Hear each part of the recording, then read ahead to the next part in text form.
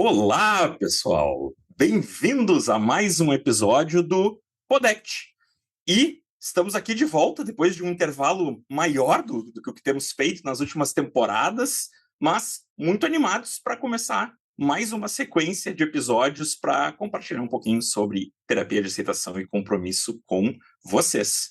E hoje estou aqui muito bem acompanhado. Vou deixar as minhas co-hosts se apresentarem para vocês aí. Oi, gente, tudo bem? Sou a Juliana, estava com saudade. Que bom estar aqui depois dessas férias longas. E hoje a gente também está aqui com a Tati. Fala aí, Tati. Fala, pessoal, sou a Tati, vocês já me conhecem. Estou aqui hoje com a Ju e com o Márcio, com a ideia de contar um pouquinho do meu trabalho para vocês. Então, vou estar de host / convidada, autoconvidada, aqui junto com vocês hoje. Olha, eu tô aqui já contaminado por esse ambiente norte-americano aí, né? Estamos falando com a Tati direto de Boston, né? Larguei até um co-host aqui, né? Pra que isso, né? Sei lá como chamar, âncoras, né? Em português a gente chama de âncora, né? As pessoas que tocam o episódio. É verdade. Mas também, talvez um pouco, porque uma das coisas que a gente queria compartilhar com vocês antes de ir para a nossa convidada de hoje é que esse ano nós vamos ter o encontro internacional, que acontece anualmente, da ICBS, em Lyon, na França, e tivemos aprovado um Ignite, uma apresentação curtinha, para falar sobre se a CBS, a Ciência Comportamental Contextual, é contextual mesmo, então a sua disseminação precisa ser também. E aí estaremos lá com esse trabalho que foi submetido por nós três, mais João Martins, mais Silvia Giordani, para falar um pouco sobre o Podect e como a gente entende que ele é parte da disseminação da ciência comportamental contextual no Brasil. E é isso. Se vocês gostam do Podect, curtam, comentem, compartilhem, deixem uma avaliação 5 estrelas, porque vai favorecendo aí, ajudando aqui o podcast chegue para mais pessoas. Mas temos outras novidades para compartilhar aqui com vocês. Gil, fala um pouquinho sobre as eleições da ICBS Brasil, que tivemos aí no iniciozinho de 2026 e que já tem nova diretoria composta e trabalhando. Bom, esse ano a gente fez uma troca de cadeiras. Todo ano tem uma mudança na diretoria, então com as eleições entrou o João Martins para presidente futuro. Troquei de lugar com o Raul, agora eu sou presidente atual da ICBS, e Raul, presidente passado, ainda compondo a diretoria. Quem mais temos? Márcio, fala aí, me ajuda com os membros. Os membros gerais, no momento, tivemos então a entrada da Mariana Zanata e da Tassiane Ragazzi, e permanece a Caroline Leão também compondo o grupo de membros gerais. A gente agradece também a Cati, a Ana Catarini, que saiu esse ano da diretoria e fez um lindo trabalho como membro geral também. E também a Érica Leonardo, que deixou a posição de presidente passado, né, também nosso agradecimento. Tati, sobre representante de estudantes, quer dar notícia? Posso sim dar notícias. De representantes de estudantes, a gente tem a Mayara Ferreira com a gente hoje em dia. E a gente agradece a Morgana Lopes, que foi a antiga representante dos estudantes na diretoria passada. Maravilha. Como tesoureiro, sigo eu, Márcio Barbosa. É um mandato um pouquinho mais longo, de 3 anos. Então, sigo nessa posição até o fim aí de 2026. Seguimos com a Giovana Guterres como a secretária da associação.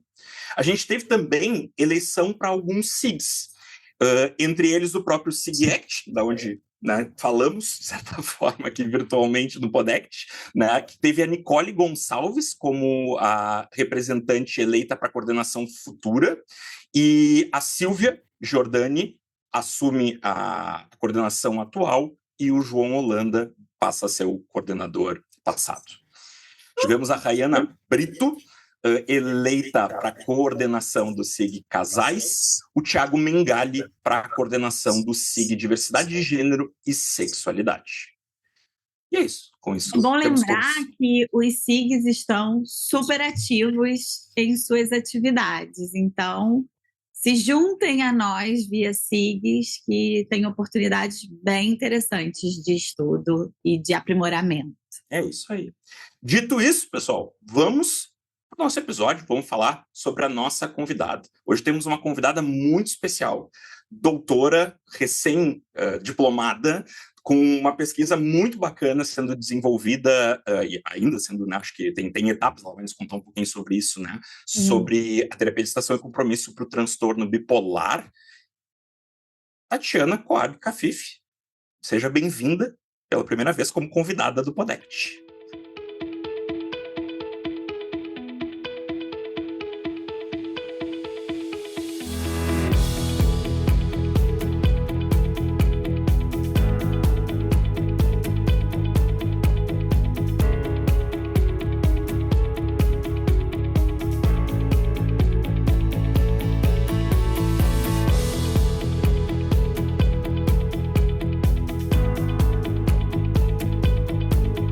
Então, eu acho que tudo começa na hora que eu entrei na faculdade. Eu entrei jurando pra todo mundo que quisesse me ouvir que eu nunca ia pisar um pé na clínica na minha vida, que eu ia ser pesquisadora e só pesquisadora, que eu não tinha nem span atencional, eu não sabia essa palavra na época, eu chamava de paciência, pra ficar 50 minutos ouvindo uma pessoa falar sem parar. Então eu já fui direto na faculdade buscando iniciação científica, esse tipo de coisa.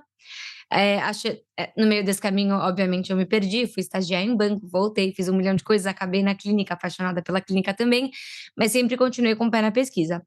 E aí, na época que eu saí da faculdade, eu estava estagiando na área da neuropsicologia, então eu fui pro HC fazer estágio ainda nessa área, e aí é isso, sempre me perguntam: "Ai, por que você escolheu o transtorno bipolar? Algum apego específico?". Eu até posso contar de apegos específicos, mas foi assim, a Cris Roca, que é lá da psiquiatria, me mostrou uma lista e me falou: "Tem esse ambulatório, qual você quer?". Aí eu falei: "Putz, Cris, não sei, qual que eu vou querer?". Ela: "Ah, acho que você vai gostar desse". E aí eu fui pra esse, que era o de transtorno do humor bipolar. Então foi por aí. Mas eu comecei no mestrado estudando autorregulação emocional e comportamental em adolescentes com transtorno do humor bipolar. Logo depois do mestrado, eu comecei a estudar mais a fundo a análise do comportamento, a ACT, e aí foi aí que eu falei: tá, fudeu, tô apaixonada pela ACT. E aí eu comecei a juntar. Não podia falar essa palavra. Tá, tô apaixonada pela ACT. Isso começou a mudar a minha vida, e aí eu comecei a pensar nos pacientes que eu via na época do mestrado, que eu via que acompanhava no ambulatório e falar: putz, eu acho que isso pode ser muito diferente. E aí eu comecei a fuxicar, não achava nada de ACT pro transtorno bipolar, achava algumas coisas, mas era baseado em aplicativo de telefone, tipo, umas coisas, pouca adaptação da psicoterapia em si. E aí eu comecei a ter altas dúvidas: será que eu vou para psicologia então para fazer meu doutorado? Será que eu não fico aqui na psiquiatria? E aí eu propus para o meu orientador, tipo, e se a gente desenvolver tipo, transtorno do humor bipolar? Tô vendo que não tem, e parece que não tem mesmo. Já falei com pesquisadores de outros países que tem um ou outro protocolo publicado, mas nada parece ser um protocolo realmente de psicoterapia manualizado. Aí ele falou: olha, não é a minha área de especialidade, mas se é a tua e você quer fazer, tipo, né, vai com Deus e tá tudo bem, eu tô aqui como teu orientador. E aí eu fui com Deus e com o Will e com a Renata Raffi, né, Deus no caso, e aí a gente começou a rabiscar o protocolo. Eu acho que da onde veio foi isso, né, sempre esse pé na pesquisa, e aí com o pé também dentro da clínica eu comecei a olhar pra coisas específicas da ACT que eu falava: cara, ninguém tá olhando pra isso dentro dessa população. Tô trabalhando com eu acho que nem só transtorno bipolar, né, com transtornos do humor e mais especificamente com pacientes que vêm com transtorno bipolar no ambulatório, e esse olhar da ACT, que é um olhar muito especial, muito específico, que a partir do momento que a gente está acostumado, a gente começa a achar que todo mundo vê o mundo desse jeito. É revolucionário quando você começa a aprender. Eu lembro do primeiro momento que eu comecei a aprender ACT de falar: putz, ninguém nunca me falou que eu poderia olhar pra vida desse jeito, que isso poderia ser uma esquiva experiencial. E aí eu comecei a pensar, tipo, e se? E aí, então foi daí que surgiu. Mas eu acho que a primeira pergunta que é: o que é o transtorno bipolar? vale a pena trazer. A gente ficou debatendo muito, né, antes de começar o episódio. Será que traz? Será que a gente fala para vocês procurarem no Google? Porque se vocês estão ouvindo isso, vocês estão com algum dispositivo com internet, podem um segundo pesquisar. Mas eu acho que vale a pena trazer para quem estiver dirigindo e não bater o carro. E também porque, conversando com amigos e com... sei lá, vira e mexe, alguém me solta algum comentário de tipo, ai, sei lá. Minha sogra, ela tem transtorno bipolar, certeza, ela é doida. E aí, esse tipo de comentário primeiro me deixa chateada, num primeiro momento, me deixa puta, tipo, de cara, isso é só uma informação errada que contribui para o estigma, que contribui para um tanto do sofrimento que eu vejo na clínica, que eu vi com os pacientes da pesquisa. Então, acho que a primeira parte é essa. E eu acho que parte do nosso papel como clínicos, cientistas, pesquisadores e disseminadores é de ir esclarecendo esse tipo de pergunta, esse tipo de ruído que vai ficando na imaginação popular e que faz um desserviço para todo mundo, né? Faz um desserviço para quem tem transtorno bipolar, faz um serviço para quem vive com pessoas que têm transtorno bipolar. É isso, eu acho que não ajuda ninguém. Então, eu acho que vale a pena por 2 minutos a gente olhar para isso. Mas eu tô num monólogo infinito que eu nem sei se eu já tô falando besteira e fui embora ou se tá fazendo sentido. Não, Me interrompa. acho que você pode contar pra gente um pouco, né? Até porque tem clínicos que escutam a gente, então seria interessante que essas pessoas ouvissem um pouco do que se trata o transtorno, de sinais que podem observar. Tá. E, Ju, isso é muito importante porque... então, vou dar um passo para trás, tá? Quando a gente fala... O diagnóstico, você falou, sinais que a gente pode observar, e a gente, como clínico, sendo um papel importante nisso, as pesquisas mostram hoje em dia que, em média, leva 9 anos para se ter um diagnóstico correto do transtorno bipolar. E outras pesquisas mostram de um caráter progressivo, de que quando a gente não consegue diagnosticar direito, tratar direito, medicar, olhar da forma acertada, tanto com a psicoterapia quanto com a medicação, você começa a ter uma incidência regular de episódios e que eles vão sendo progressivos, então eles vão piorando ao longo do tempo. E aí a importância do diagnóstico vira para além do sofrimento do dia a dia, né? De conseguir melhorar o dia a dia, o sofrimento do dia a dia, vira também uma questão de proteção. E com todos os recursos que a gente tem hoje em dia, a gente tem uma média de 9 anos até o diagnóstico. E uma parte dessa questão é que os estudos mostram hoje em dia que a maioria dos pacientes, eles buscam a psicoterapia em episódios ou a psicoterapia, ou um psiquiatra, durante episódios de depressão. E os episódios de depressão, transtorno bipolar, eles são muito parecidos com episódios de depressão no transtorno de depressão unipolar, ou de depressão maior, ou... enfim, de inúmeros outros transtornos que podem ter essa características parecidas, mas principalmente a depressão maior. Então fica muito difícil para um psiquiatra, para um clínico que vê essa pessoa esporadicamente em episódios, conseguir fazer as perguntas certas ou traçar direito uma história que fale, putz, tô tendo episódios de um pouquinho de elevação do humor, porque pode ser uma coisa sutil. E aí, eu acho que, de certa forma, entra uma grande importância do psicólogo que vê o paciente com uma frequência maior também entender do quadro para poder ajudar nesse diagnóstico, né? Ajudar a identificar antes, porque às vezes a gente consegue observar nuances no paciente. Então, o que é o transtorno bipolar e como é que a gente pode estar olhando para isso, né?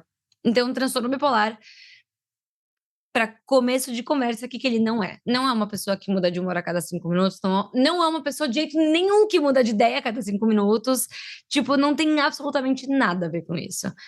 Ele é um transtorno do humor. O que isso significa? Que se a gente pensar na depressão como um transtorno do humor, é isso, a pessoa tá...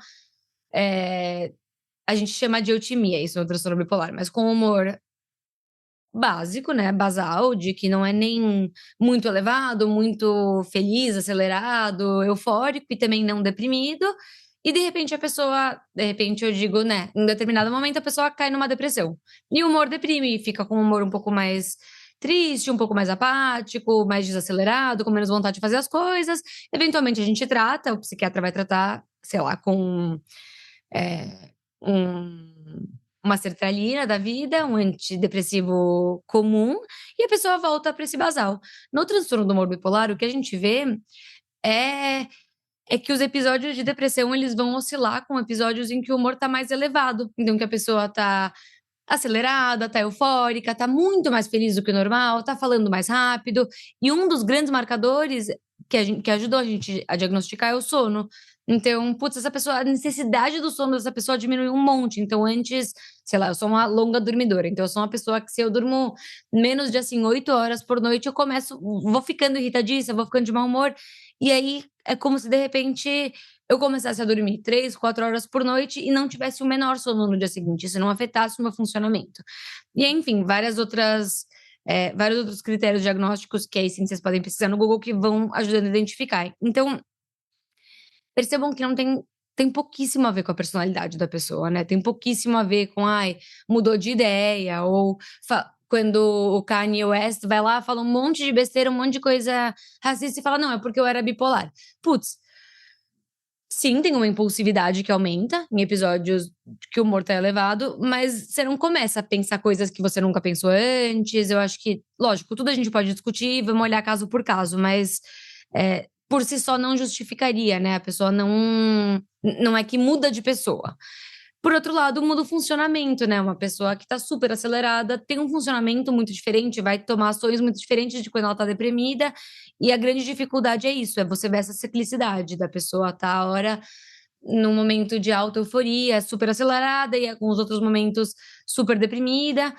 E aí a última coisa que eu quero falar é que a gente vai ter diferentes apresentações. Então, dentro disso, que já são 3 quadros diferentes, né? Então, a pessoa estável, a pessoa em euforia, numa hipomania, e a pessoa deprimida, você vai ter também uma mania plena. Quando você vê a pessoa, assim, a gente pode ter sintomas de psicose, que a pessoa perde o contato com a realidade. Então, dentro do transtorno bipolar, você ainda vai ver várias apresentações diferentes, mas acho que a coisa mais importante para a gente saber é isso: é uma mudança nos padrões de energia, de funcionamento, de humor. Mas não é assim de um minuto para o outro. Geralmente a gente vai ver apresentações que duram uma semana, 4, 5 dias, um período um pouco mais estável, pode durar até um mês se não é tratado. Faz sentido essa explicação? Vocês entendem que desenha para vocês? Eu posso colocar também depois, eu não sei se dá pra gente anexar, uma figura, que eu acho que ajuda a entender as oscilações. Mas é por aí. Perfeito. Acho que faz sentido, e pela sua explicação, já dá para a gente pensar numa outra pergunta, que é: a ACT é uma abordagem transdiagnóstica, mas você está trazendo o teu estudo de ACT para transtorno de humor bipolar. Como é que você explica isso aqui para o nosso público? Lembrando que a gente tem um público que está iniciando também o contato com a ACT e também, talvez, transdiagnóstico, o que é isso também, né? Essa é a pergunta, tipo, matadora. Essa é a melhor pergunta de todas, gente.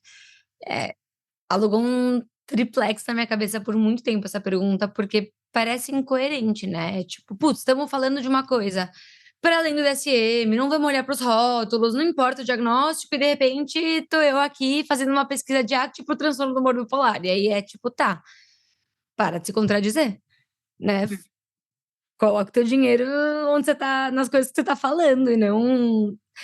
E a verdade é que me demorou um tempo para entender essa dialética, como diriam a galera do DBT, que a gente pode ter as duas coisas ao mesmo tempo. Então, e agora eu vou falar correndo o risco de estar falando besteira, Márcio, e eu acho que vocês até sabem mais do que eu disso, então me ajudem com essa explicação. Eu acho que quando a gente vai para pensando no transdiagnóstico pelas lentes da ACT, a sensação que eu tenho é que não é que a gente tá chutando para fora os diagnósticos e falando, foda-se, isso não importa, não quero nem olhar para isso, tipo, isso é uma besteira, a gente deveria tacar fogo no DSM e nunca mais olhar para isso.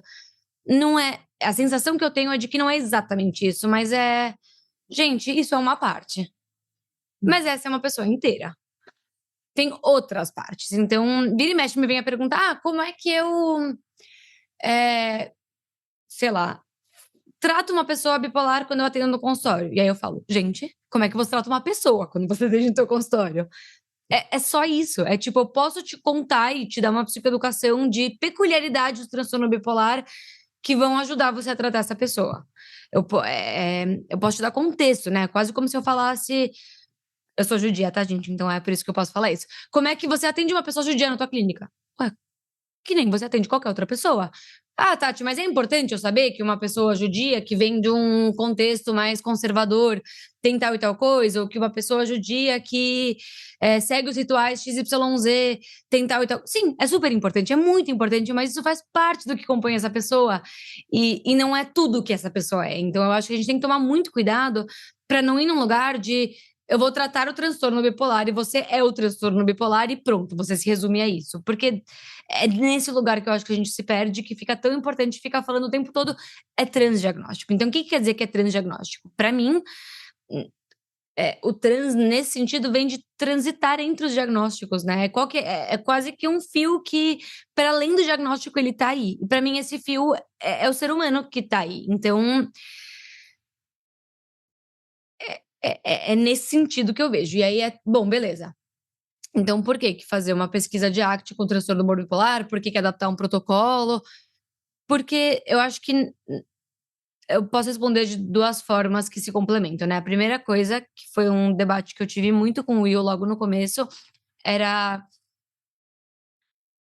A gente vive numa era que a gente tem muitos especialistas em tópicos muito específicos que não dialogam. Então, a gente fica com conteúdo e com conhecimento muito fragmentado, né? Então, você vai ter pessoas ultra, mega, duper especialistas na neurobiologia, transtorno bipolar e super, duper, mega especialistas nos padrões de sono, mas que não vão nunca conversar e falar, putz, olha como isso tem tudo a ver com isso. E eu acho que fazer o doutorado, o pós-doutorado na psiquiatria e não estar só dialogando com terapeutas contextuais e com psicólogos, permite a gente conversar com essa galera de outra área e fazer uma ponte, né? E a gente começar a poder beber dos conteúdos deles, trazer um pouquinho para eles o nosso conteúdo e a nossa visão e o nosso olhar. E aí, para isso, a gente tem que saber dialogar. E para saber dialogar, eu preciso partir de onde essa outra pessoa tá e não querer que a pessoa parta de onde eu tô. Então, eu acho que uma parte é essa, é pensar, tá bom, não adianta eu chegar agora na psiquiatria e querer falar, pessoal, vocês estão aqui faz 150 anos, tá tudo bem, mas eu sou da psicologia e das contextuais e eu vou aqui propor um modelo sem diagnóstico, a gente vai absorver todo mundo, depois a gente vai fazer uma análise. Quem sou eu na fila do pão, né, para propor qualquer coisa dessas? Então, eu acho que tem uma parte da gente saber que, cara, tem um modelo que está estabelecido há muito tempo. A gente quer dançar, a gente vai ter que dançar primeiro a música que tá tocando para depois e pedir pro DJ eu ter qualquer outra música se eu dançar direitinho, que no caso eu danço muito mal nessa festa, né? Então eu acho, eu danço muito mal, gente, é tipo, assim, é complicado. Pelo menos eu faço pesquisa melhor do que eu danço. E aí, então eu acho que tem essa parte da gente saber onde a gente tá entrando e como é que a gente vai dialogar. E aí, depois que a gente tiver evidências e que mostrar, putz, o que eu tô falando não é sem pé nem cabeça, aí sim a gente pode começar a olhar pra, tá, e que eu acredito como terapeuta comportamental contextual, que olha pra além do DSM, como é que a gente pode trazer isso? E aí eu conto disso, posso dar uma palhinha da pesquisa de pós-doc aqui, que eu acho que vai um pouco nessa área. Uhum. Então tem isso. E aí a segunda parte é isso, né? Quando eu entendo o transtorno bipolar, eu entendo dessa ciclicidade, tem uma parte que é se eu não ensinar o meu paciente, e se eu não souber, e eu não ensinar o meu paciente que tá aqui na minha frente, putz, essa condição que você tem, esse add-on, esse granulado, né? Que não é o que define o brigadeiro, mas é isso. Eu posso ter um brigadeiro com granulado colorido, um brigadeiro com granulado de chocolate, um brigadeiro com granulado de bolinhas. Ele continua sendo um brigadeiro, mas eu vou tendo coisinhas que eu vou colocando em cima. Então, esse teu tipo de granulado, ele pode se beneficiar de XYZ intervenção, de XYZ conhecimento. E aí entra uma parte que é imprudente eu querer dizer que eu tô atendendo uma pessoa que tem transtorno bipolar, eu tô ajudando ela a criar uma vida com qualidade e que seja boa de ser vivida, e eu não sei nem como ensinar ela a fazer isso, né? Eu não sei nem quais são as particularidades do universo dela, do contexto dela, para ajudar ela a chegar lá. E aí ter um conhecimento de características desse padrão, né? Do humor que vão acompanhar essa pessoa me ajuda a alcançar ela, a poder entender o contexto dela, entender as variáveis. Então é isso. Nada mais é do que mais uma pecinha do quebra-cabeça. Que eu preciso ensinar a identificar sintomas que me contam que um episódio tá vindo pra pessoa poder ir buscar ajuda, identificar que tá num episódio, identificar. Então, para além das coisas que o transtorno do humor bipolar traz, quais outras consequências para a vida dessa pessoa estão aparecendo por causa do transtorno bipolar ou que acompanham o transtorno bipolar que outras pessoas que não têm transtorno bipolar, que vão ter um outro transtorno do humor, um outro transtorno psiquiátrico, ou sei lá, qualquer outra coisa, vão ter. Então, por exemplo, o estigma que eu estava falando lá no começo, como lidar com isso, né? E eu preciso entender um pouquinho do universo dessa pessoa e dessa parte do universo para poder falar sobre isso. E aí eu acho que uma parte de adaptar o protocolo é a gente poder olhar para isso, de como é que com as lentes da ACT, então com esse óculos que é a ACT, eu vou olhar para todo esse universo e para todos esses ônus e bônus e dificuldades e facilidades que ter esse diagnóstico, ou que diferentes propriedades desses, sei lá, dessas características vão trazer para essa pessoa. Faz sentido? Faz, mas acho também que entra a questão da flexibilidade psicológica, né, Tati? Aí eu acho que é isso que faz a ACT também ser muito útil para o transtorno de humor bipolar. E tem uma questão, assim, que eu acho importante, né, especialmente tem aí estudantes nos ouvindo, pessoas recém-formadas talvez não estejam tão envolvidas nessa discussão, e certamente essa discussão dá um poder só para elas, se a gente quiser expandir, né? Sim. Mas, assim, eu penso que é como se a gente tivesse um certo contínuo, assim, na forma como diferentes terapeutas compreendem, né, os transtornos psiquiátricos, assim, que a gente vai desde vamos dizer, um extremo, assim, que é olhar para o DSM, né, e a definição de um transtorno, e olhar para aquilo e entender aquilo como uma doença. Ela é biologicamente, né, configurada, ela tem padrões bem definidos, e nós temos que pensar como ajudar as pessoas com isso, assim. Em geral, os terapeutas ACT, eles não estão nesse polo, né? Eles questionam esse polo, né? Tanto por questões do tipo, nós não temos essas evidências de biomarcador, de que existe isso como uma doença, né? Não é sequer o que o DSM exatamente propõe, ele não traz como doença, ele traz como um transtorno, né? Uma característica, um conjunto de sintomas, assim. Mas dentro da ACT a gente ainda vai ter uma amplitude desse contínuo, assim, de pessoas que vão entender que usar nomear esses conjuntos de sintomas pode ser útil em determinados cenários, né? Seja na relação entre profissionais, seja na relação com os próprios pacientes. E a gente vai ter alguns colegas que vão dizer, não, isso não é útil. Isso é um problema, né? Isso traz muito mais problema do que solução, né? E vão ser muito mais críticos a essa visão. Mas não é um bloco único, né? Todo terapeuta ACT tem que pensar assim, né? Não tem uma doutrina de fé que a gente tenha que seguir, de que só tem um jeito de olhar para isso. A gente tem debate, ciência é assim. Né? Mas claro que isso, para quem está começando, às vezes é tenso, porque a gente quer um terreno mais firme, né? Só que é isso, quando a gente vai para o terreno, esse terreno que parece muito firme, corre o risco de virar algo de fé, assim, né? Eu acredito que é assim e pronto. Márcio, Em algo que a gente não tem tanta evidência assim. Total, e eu acho que o que eu mais gosto da ACT, eu acho que o meu conceito favorito do momento é... Em inglês, eles falam workability, né? Que é... Qual a utilidade disso? E pra mim, esse é o ouro. É olhar e falar, tá, isso é útil pra quê? Como é que eu posso ajudar a pessoa que tá aqui na minha frente sabendo disso? Ou descartando isso?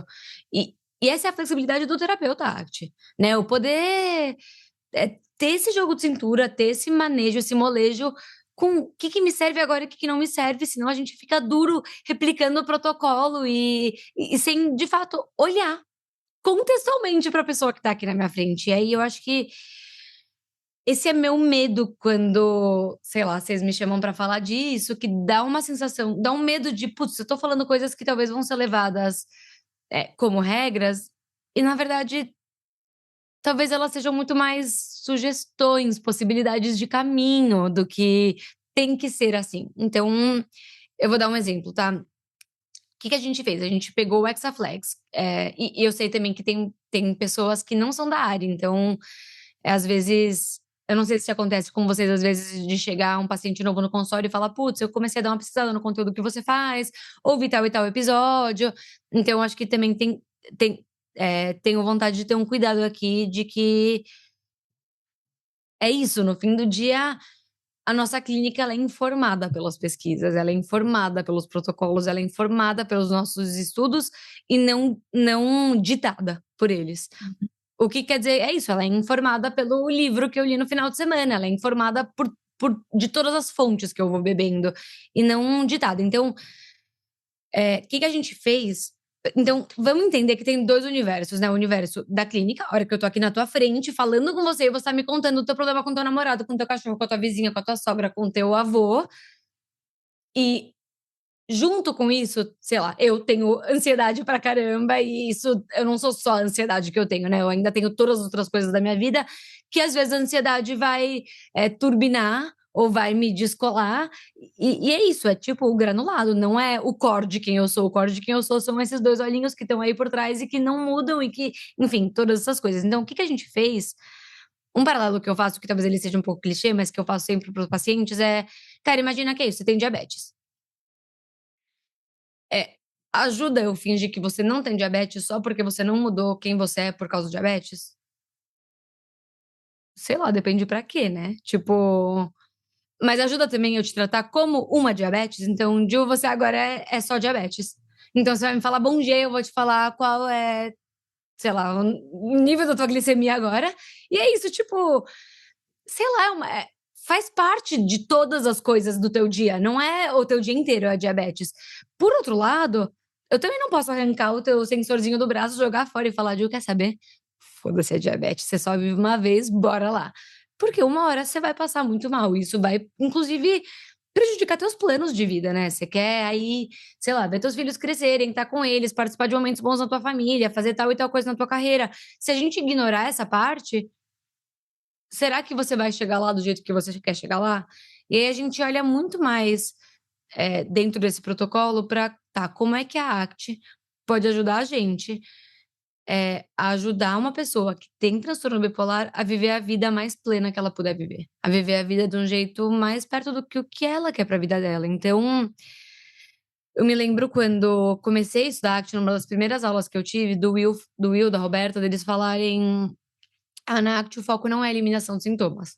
E aí eu pensar: "Tá, mas se eu penso numa pessoa com toque, ou numa pessoa que tá deprimida, ou numa pessoa que tá em mania, como é que eu não vou eliminar os sintomas antes de qualquer outra coisa?". Tipo, e aí eu acho que a chave virou pra mim quando eu entendi que a gente tá olhando pra isso, mas isso é um degrau que eu vou subir, né. Quando eu subo uma escada, o foco não é subir o degrau, o que eu quero é chegar no lugar onde a escada vai me levar, mas subir cada degrau faz parte do caminho, eu não consigo chegar lá se eu não subir cada degrau. Então, por exemplo, um dos resultados que a gente teve na pesquisa do Brasil, foi que os pacientes que fizeram ACT melhoraram muito os sintomas de depressão. Depressão bipolar, tá, então quase que caiu pela metade os sintomas que eles estavam do pré ao pós-tratamento.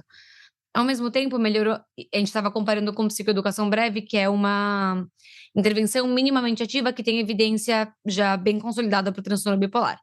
Então os 2 grupos melhoraram a depressão, mas o grupo que fez a ACT melhorou, tipo, bem mais do que o grupo que fez psicoeducação, mesmo que os 2 melhoraram e que os 2 foram estatisticamente significativos, então que os 2, entre aspas, funcionaram para depressão, o grupo que fez ACT teve uma melhora muito mais marcante da depressão, dos sintomas de depressão. Quando a gente olha para a qualidade de vida, para a funcionalidade, que aí são as coisas, putz, a ACT é esse o nosso foco. De novo, os 2 grupos melhoraram muito, mas não teve uma melhora muito mais marcante do grupo de ACT do que do grupo que fez psicoeducação. Então eu posso falar: "Ah, vocês estão vendo como então a gente está olhando para coisa errada? Eu tô falando que a ACT é para além da melhora dos sintomas e para além da melhora dos sintomas ele não difere". Tá, essa é uma parte. Mas a próxima pergunta é: dá para ter uma super qualidade de vida, dá para ser super funcional sem antes estabilizar os sintomas? E aí vocês percebem como o foco muda? Que é, eu quero estabilizar os sintomas, Tipo, ninguém tá falando aqui, joga isso fora, foda-se, vamos deixar todo mundo deprimido, todo mundo em mania, todo mundo com sintomas de toque.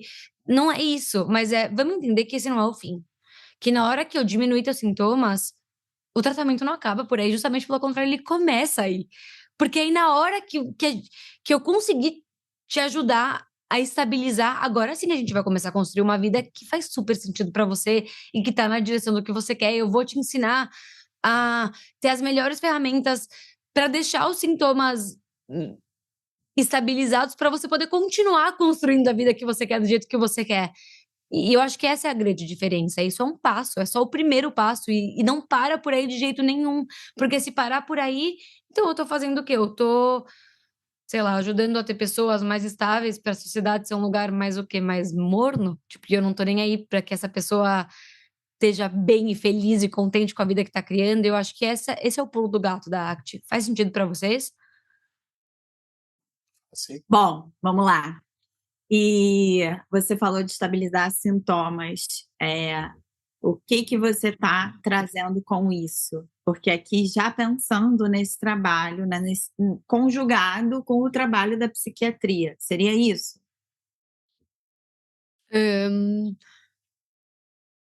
Eu acho que sim, Jo. E eu acho que, para além. O que a gente fez? Então, a gente pegou o Hexaflex, que é os 6 processos da ACT de flexibilidade psicológica, porque quando a gente fala flexibilidade, eu penso em alongamento. E aí não é exatamente alongamento, flexibilidade psicológica, alongamento, enfim.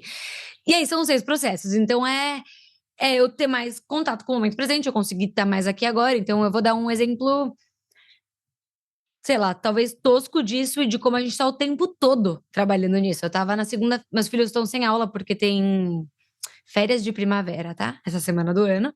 E aí na segunda-feira a gente foi ver a maratona de Boston. E aí eu tava num momento lá na maratona, vendo com as crianças, né? Obviamente não correndo.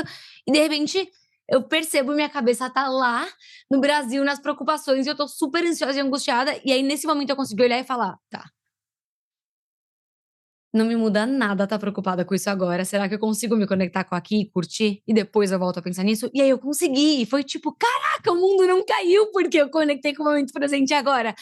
E foi isso. Nesse momento eu exerci flexibilidade. Eu consegui ser flexível. Porque eu consegui notar o que estava acontecendo e me voltar para o momento presente, topando que isso ainda ia estar aqui. Então, isso foi um fragmentozinho, um exemplozinho de flexibilidade. Então, quando a gente fala de flexibilidade psicológica, a gente está falando de todas essas coisas, né? De o tempo todo estar em contato com isso. Então, o que a gente fez foi pegar, tá? O que a ACT vai chamar de flexibilidade psicológica, que são esses processos. Pausa. O que dói? De modo geral, para quem tem transtorno bipolar. E aí a gente saiu numa empreitada de falar com psiquiatras, de falar com psicólogos, de falar com pacientes, vários pacientes, de ler livros, de entender onde que a gente pode ajudar. O que eu posso usar desse arsenal que eu tenho da ACT para ajudar nas demandas que essas pessoas têm. Então, eu acho que essa é uma das coisas mais legais, né? Quando me falam, putz, onde você tira a pergunta de pesquisa? Aí eu, de quem você quer ajudar? Dos pacientes? De quem tá com o problema, né? Tipo, sei lá, se eu quero ajudar a Jo a sei lá, algo que ela precisa, para quem que eu vou perguntar? Como é que eu ajudo ela? Para ela. E aí eu acho que foi isso que a gente foi fazendo e a gente foi olhando, tá. Então como é que eu vou ajudar?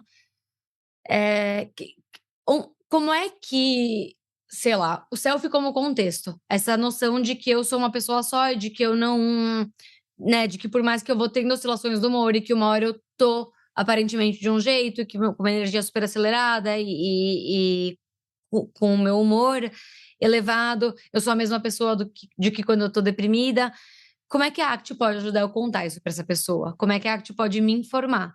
E aí eu acho que foi isso que a gente foi fazendo em cada ponto, mas olhando para as demandas do transtorno que o transtorno bipolar ia trazer para essa pessoa, e isso não exclui o trabalho na clínica que é com a pessoa. Eu acho que eu me perdi. Quando que você dá a mão pro psiquiatra? Seria isso, Tá. talvez. Desculpas, eu me perdi. Porque você estava falando da estabilização dos sintomas. Mas Eu acho que sempre, Jo, você dá a mão pro psiquiatra. Tipo, E o psiquiatra dá a mão pro psicólogo também, né? eu acho que sim, porque senão a gente tá, sei lá, cada um olhando pra uma parte sem entender que a pessoa é o todo. Tipo, sei lá, quando eu quebrei a costela e não podia fazer esporte. Foi muito difícil pra mim, muito mais do que a dor na costela, o difícil foi não poder fazer esporte, como isso tocou no meu, sei lá, na minha organização, no meu dia a dia, na minha rotina. Então, se eu não consigo olhar que a gente tá tudo comunicando e que uma coisa vai impactando a outra, a gente fica, sei lá, tratando micropartezinhas aleatórias, sabe? Tipo, cada um montando um quebra-cabeça vendado. E aí, tipo, Aham. vamos tirar as vendas e ver que peça teu amiguinho tá colocando pra você colocar uma peça que ajuda, porque talvez se a gente conversar, a gente consegue todo mundo. Então, eu acho que a gente pode separar o tratamento meio que em 2 partes, né. A primeira parte, a gente focou na depressão bipolar, porque conversando com pacientes, conversando com psiquiatras, o que a gente percebeu muito foi: tá, talvez a mania e a hipomania sejam o que me ajudem a bater o martelo e falar: "Putz, é transtorno bipolar, não é só uma depressão maior ou outro transtorno do humor". Mas o que a gente viu que causa a maioria do sofrimento, são esses episódios de depressão que acho que tem algumas pesquisas que mostram que o paciente com transtorno bipolar passa 3 vezes mais tempo com sintomas de depressão, em episódios de depressão, do que em hipomania, mania e estados mistos combinados. E Uhum. que a maior parte das tentativas de suicídio e do suicídio completo é feito nas fases de depressão e de episódios mistos, então a gente conseguiu olhar que, putz, preciso olhar para isso. Para isso, entraram no estudo pacientes que estavam deprimidos. A Uhum. primeira coisa que eu preciso fazer é ajudar esse paciente a ficar estável. E aí tem uma parte que ela é medicamentosa nisso e que, putz, seria muita arrogância achar que dá para eu não olhar para essa parte ou que, tipo, posso ignorar e consigo sozinha ou acho que dos 2 lados, né, isso faz sentido.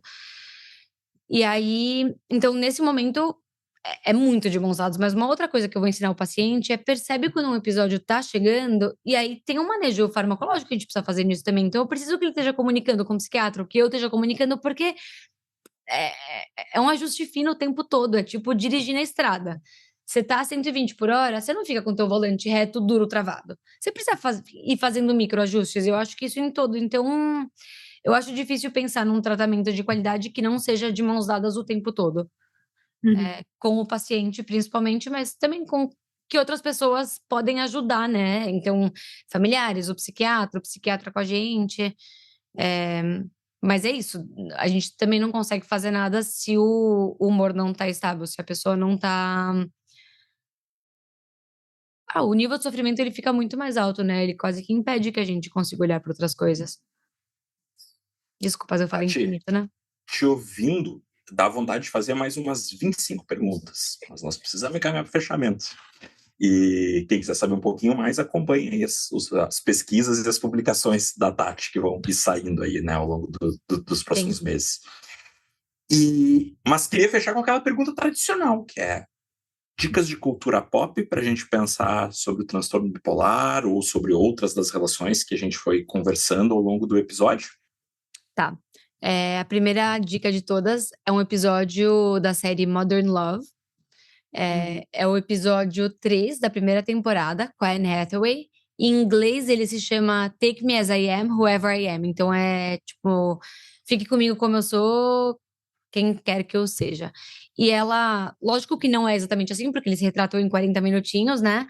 Mas dá pra ver, tipo, se a gente pegar as fases separadas, é um bom retrato, eu acho, de que cara pode ter um episódio de hipomania, de mania, de que cara pode ter a depressão, eu acho que isso super ajuda. Penso também, num livro da Bia Garbato, que chama Bipolar Sim, Louca Só Quando Eu Quero, e eu amo a Bia, e esse livro ele é leve, ele é lindo, ele é rapidinho de ler, e eu acho que ele conta um pouco disso, de tipo, cara, uma parte, a pessoa não é louca só porque tem transtorno bipolar, pelo amor de Deus, é tipo, e é muito gostoso. E aí tem um último livro que é um quadrinho, que chama Mania, Depressão, Michelangelo e eu acho que vocês encontram na Amazon. Eu te dei uma cópia dele, Jo. Deu, deu. E é a autora do livro que ela tem transtorno bipolar e ela vai contando de um jeito super lúdico, em histórias em quadrinhos, como é viver com transtorno bipolar, e eu acho que isso vai ajudando a gente a entender um pouquinho da perspectiva de pessoas com experiência vivida, que é completamente às vezes, diferente de quando você vai lendo texto sobre o transtorno bipolar, né? Acho que são essas as minhas dicas.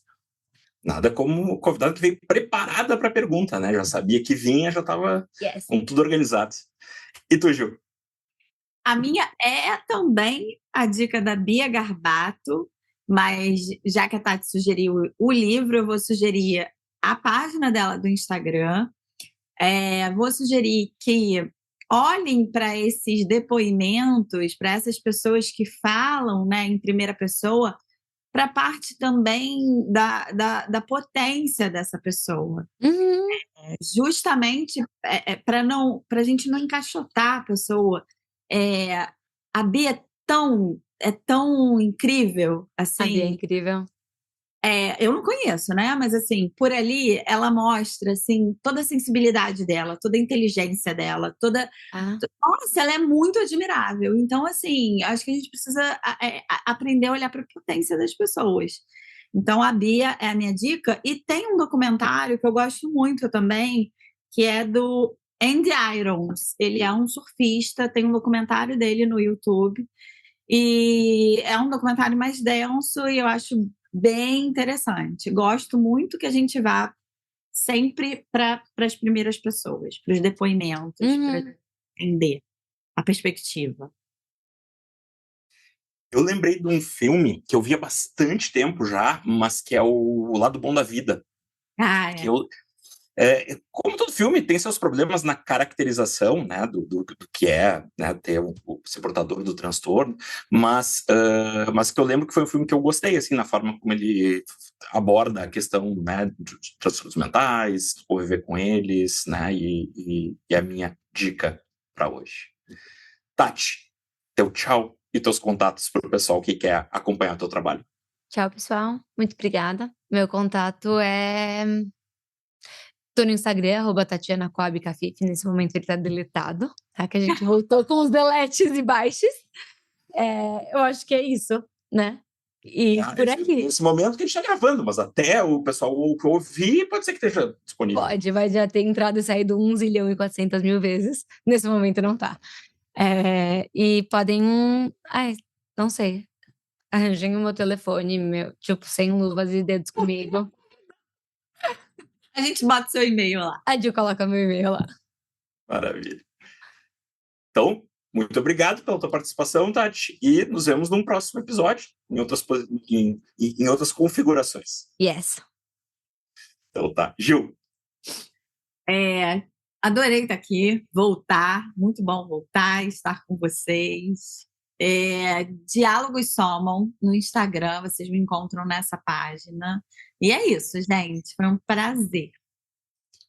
É isso aí.